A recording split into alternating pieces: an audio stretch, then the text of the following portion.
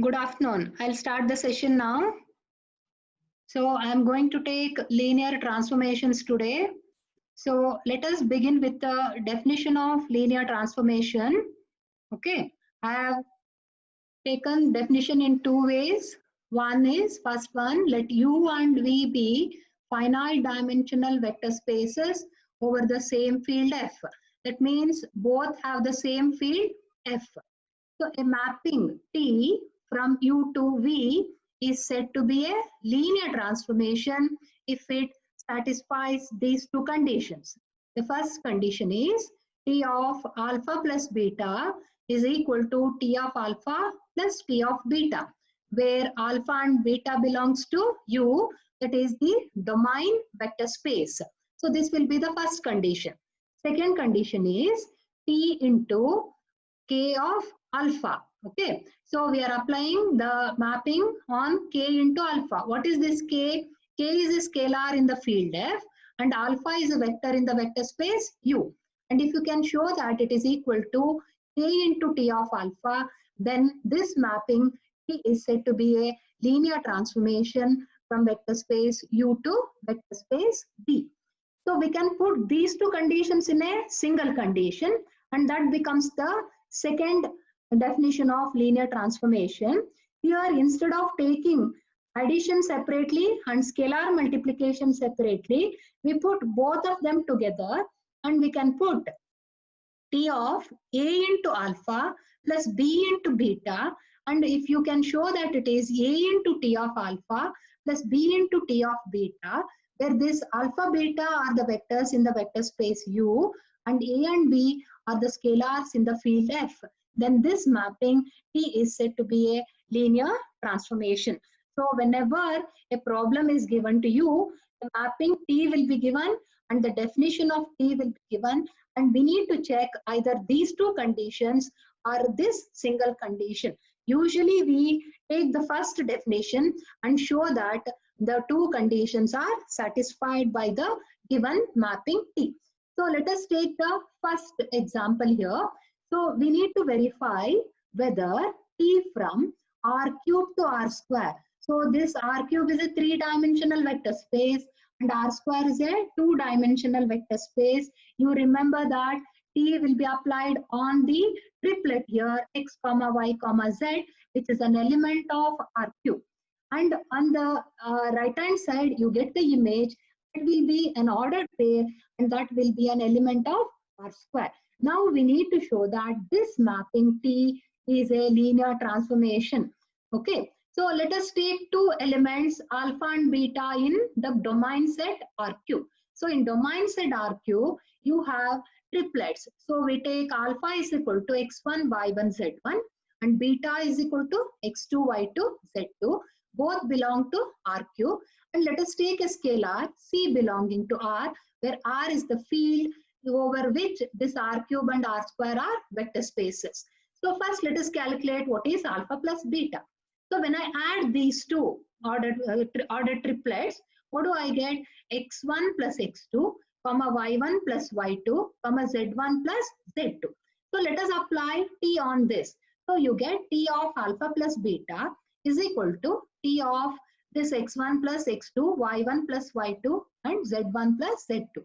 So now you go back to the definition of linear transformation, sorry, the mapping T.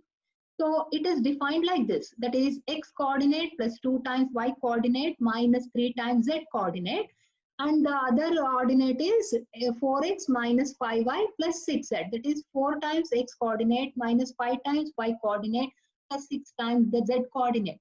So here the x coordinate is x1 plus x2. So the first thing is x here. So you write x1 plus x2 plus 2 times the y coordinate minus 3 times the z coordinate, comma. Next we have 4 times the x coordinate minus 5 times the y coordinate plus 6 times the z coordinate. Now you remove the brackets and simplify this and you're going to get this ordered pair. Okay.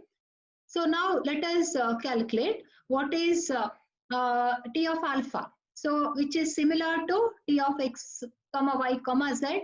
Instead of x you have x1, instead of y you have y1, instead of z you have z1.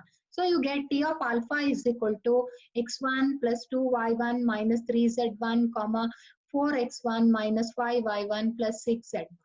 Similarly, you can write down T of beta. Now this will be T of alpha plus beta. Now if you add these two, you get T of alpha plus T of beta on the left hand side, and on the right hand side I am going to add these two ordered pairs. So you add the corresponding coordinates and you obtain this ordered pair. Okay. Now you look into this first expression and the second expression. Both the right hand sides are one and the same.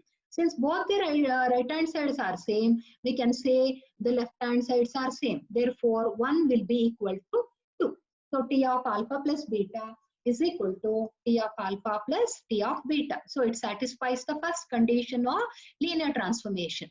Second, what we do is we take T of C into alpha, where C is a scalar which we have already taken, which belongs to R. So T of C alpha is nothing but Cx1, Cy1, Cz1. Now you apply T on this triplet and that will give you the x coordinate plus 2 times the y coordinate minus 3 times the z coordinate, comma 4 times the x coordinate minus 5 times the y coordinate plus 6 times the z coordinate. So if you remove C, which is a common factor in the ordered pair, you are going to get this. Okay. So now you can write this as Cx1 plus 2 times Cy1 minus 3 times Cz1, and this is 4Cx1 minus 5Cy1 plus 6Cz1. Now this is equation 3, that is T of C alpha, and this is C into T of alpha, that is named as equation 4. Both 3 and 4 are one and the same, and 1 and 2 are one and the same. Therefore, T satisfies both the conditions of linear transformation. Therefore, T is linear. Now let us move on to the next problem.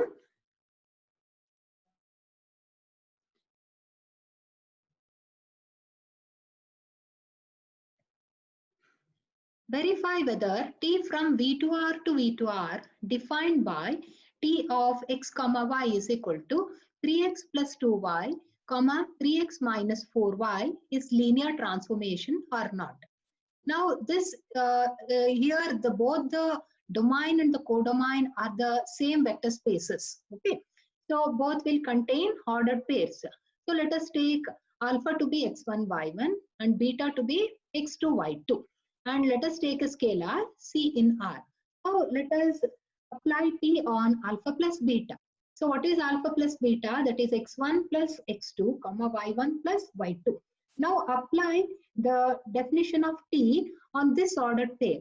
What is the definition here? That is 3x plus 2y comma 3x minus 4y. So it is 3 times the x coordinate plus 2 times the y coordinate comma 3 times the x coordinate minus 4 times the y coordinate. Now here what I do is, instead of naming as equation 1, this one, I am going to come from right to left or left to right. We can prove that. So we have taken the left hand side. I'm going to prove that is equal to the right hand side directly. So here I manipulate a little. So what I do is I remove the brackets here and I get this expression. I have marked everything in red wherein it has suffixes 1. So collect all the suffixes 1 terms within the first order pair. You get 3x1 plus 2y1 comma 3x1 minus 4y1. And suffixes with 2, that is here in black. Okay, so let us write that in the second order pair. So you get 3x2 plus 2y2 comma 3x2 minus 4y2. So what is this? This is nothing but T of x1 y1, and this is nothing but T of x2 y2.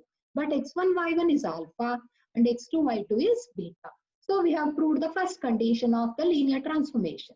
Now let us consider the second condition, that is T of C alpha. What is C alpha? It is Cx1 comma Cy1. Let us apply T on this. So it is 3 times the x coordinate plus 2 times the y coordinate, 3 times the x coordinate minus 4 times the y coordinate. So here you can remove C throughout common and you can write this ordered pair.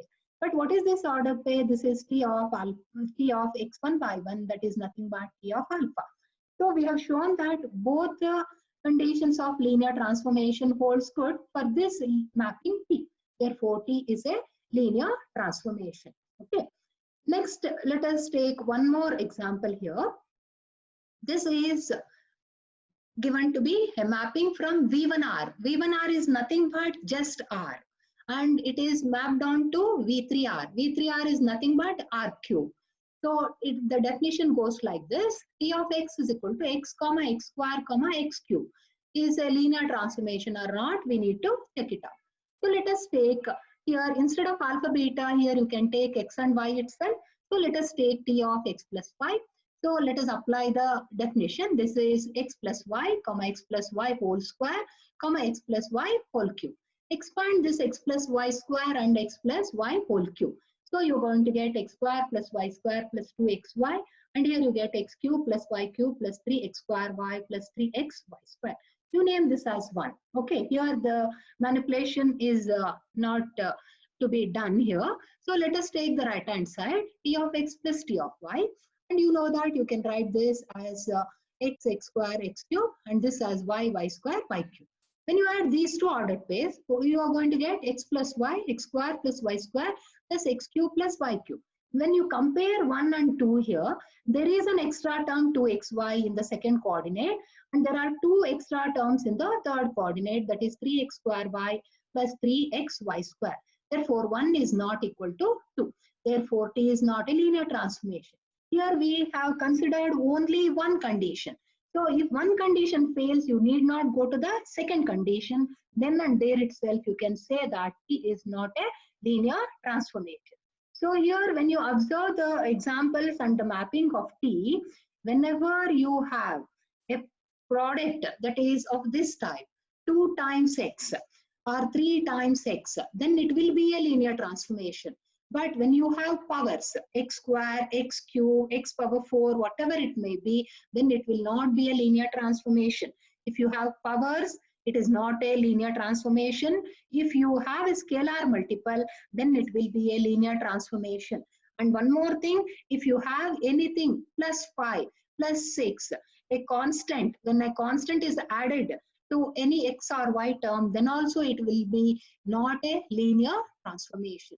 Here, when you take the same mapping, that is T from R to R cube, this is V1R to V3R, and it is defined by T of x is equal to x, comma 2x, comma 3x, then here also we can show that it is a linear transformation without any difficulty.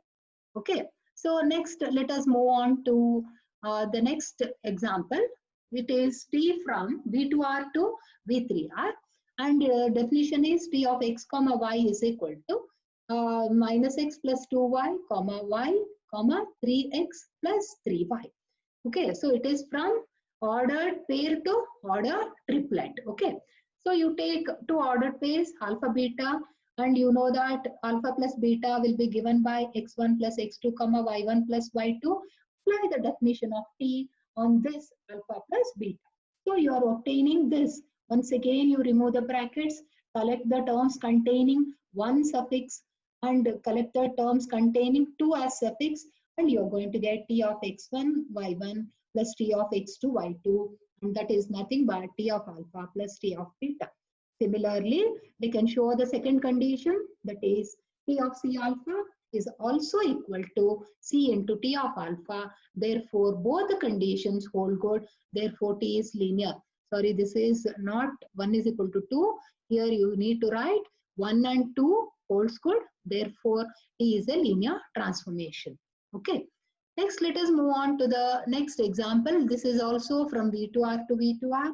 As soon as you see, you can say that it is a linear transformation because there is no square or cube or any power of x and y and no constants here. Okay.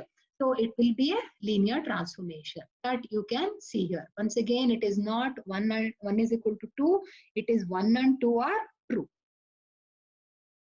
Next, I'll move on to another example wherein you have x square here. Immediately, you can say that it is not a linear transformation. So that you can see here because you have x1 plus x2 whole square. So you are not going to get the term that is 2xy, that is x1 y1 plus x2 y2. That term you are not going to get here.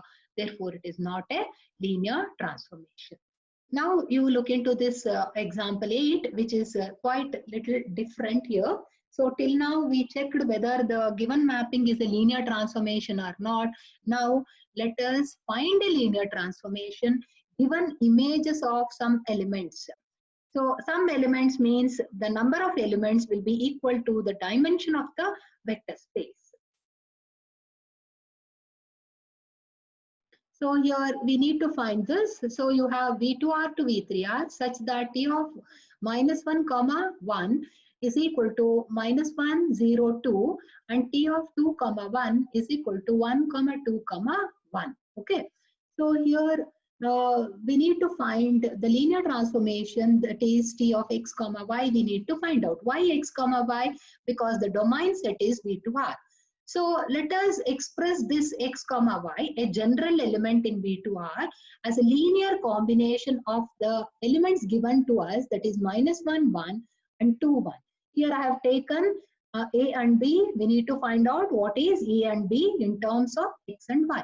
So multiply a and b within, add both the order pairs, you're going to get this. After equating the corresponding coordinates, you get two equations in a and b. Now solving this 2 and 3 for a and b, I get a is equal to 2x minus 2y minus x by 3 and b as x plus y by 3. Therefore, this expression 1 can be written as x comma y is equal to 2y minus x by 3 into minus 1 1 plus x plus y by 3 as 2 comma 1. Now applying t on both sides. Now applying t on both sides, why we need t of x comma y. So when I apply t on x comma y, I get t of xy. Since t is linear, I retain this constant outside and t of minus 1, 1 and this constant outside and t of 2 comma 1. But you know that the values of t of minus 1, 1 is given and t of 2 comma 1 is also given. Put these two values here. So you're going to get this expression, that is t of x comma y is equal to this. Now you multiply this constant within the order triplet and multiply this constant within the triplet and add both the triplets and you're going to get this expression for t of x comma y, and this is the required linear transformation. So this problem is little different. So you need to go through it a little carefully. Now let us move on to the properties of linear transformation. There are three properties.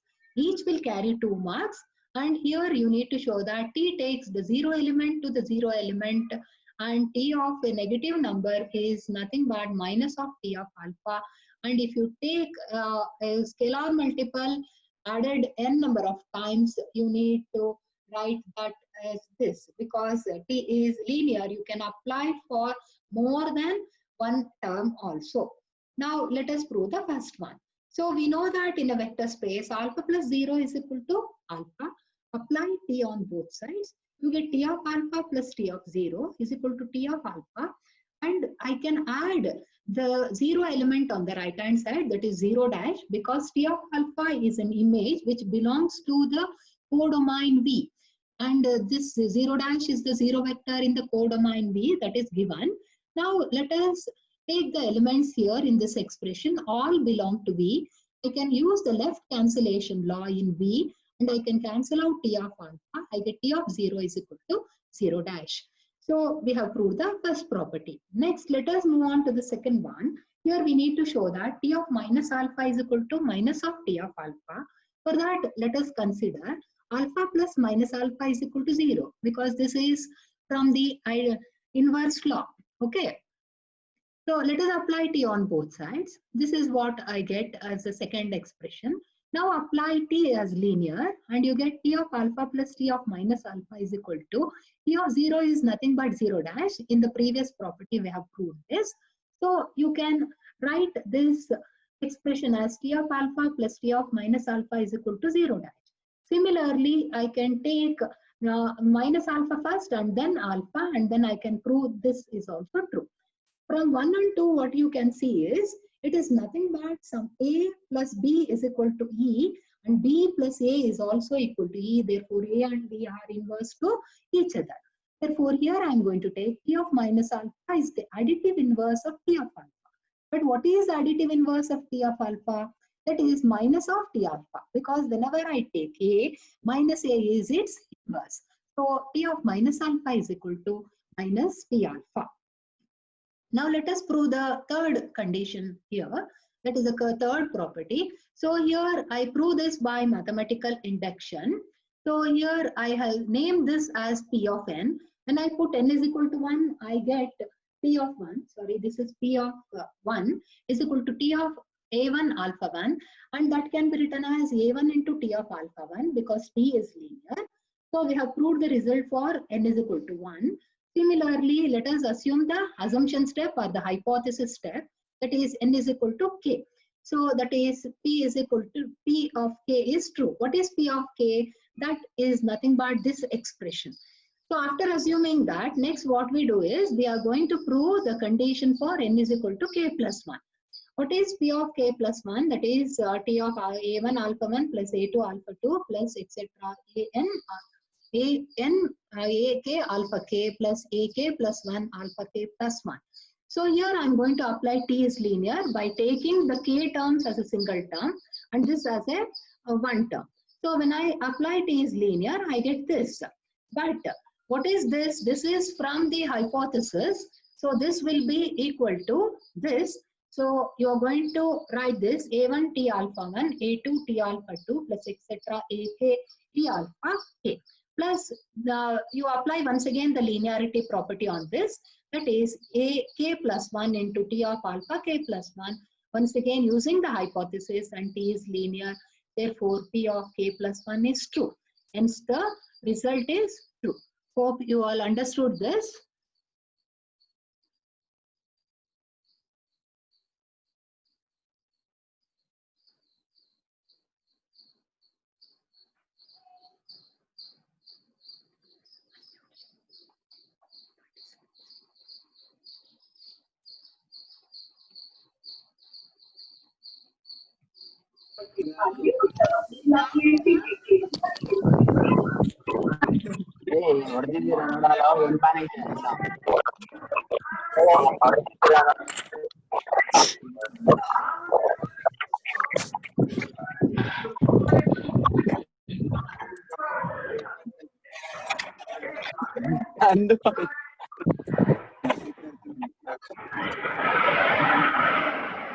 Doubt in the text problem, ma'am.